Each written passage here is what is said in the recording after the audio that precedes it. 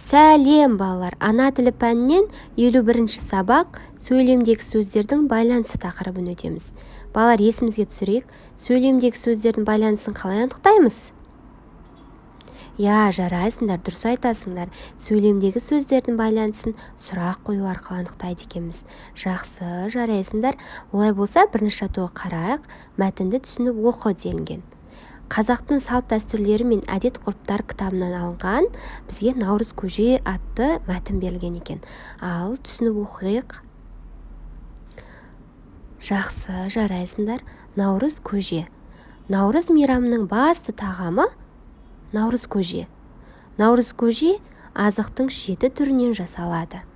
Олар бидай, тары, күріш, су, ет, тұз, сүт. 7 түрлі дәмнен жасау халықтық дәстүрден шыққан. Наурыз көже беру дәстүрі дәм татыруды білдіреді. Балалар, Наурыз мейрамының басты тағамы не екен? Дұрыс айтасыңдар, жарайсыңдар. Наурыз мейрамының басты тағамы ол Наурыз көже екен. Жақсы, Наурыз көже неден жасалады? Дұрыс айтасыңдар. Наурыз көже бидай, тары, күріш, су, ет, тұз, сүттен, яғни азықтың 7 түрінен жасалынады екен. Жарайсыңдар балалар. Келесі балалар, екінші жаттығуға қарайық. Екінші жаттығуда бізге көркем жаз делінген екен. Олай болса, балалар, дәптерімізге әдемі көркем етіп, ұлыс береке берсін деп жазамыз. Жарайсыңдар балалар, жақсы. Жазып болсақ, үшінші жаттығуға қарайық. Өлеңді жақшадағы әріптің тиістісін қойып, көшіріп жаз делінген.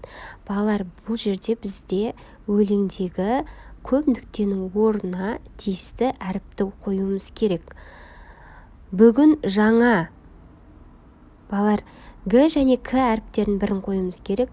Балалар, күн келді болады ма, әлде күн келді болады ма? Дұрыс айтасыңдар. Күн келді болады, жарайсыңдар. Бүгін жаңа күн келді. Бүкіл әлем күлденді болады ма, әлде гүлденді болады ма? Балалар, қалай ойлайсыңдар? Гүлденді болады, жарайсыңдар балалар. Күн менен түн теңелді, ғалам нұрға бөленді. Балалар, енді осы өлеңді әдемі етіп, көркем етіп, дәптерге жазып алайық. Жарайсыңдар балалар, жазып болсақ, бүгінгі сабағымыз аяқталды. Сабағым ұнаса, лайк басып, комментарий қалдырып, каналға жазылуды ұмытпа. Келесі сабақта кездескенше сау болыңдар балалар.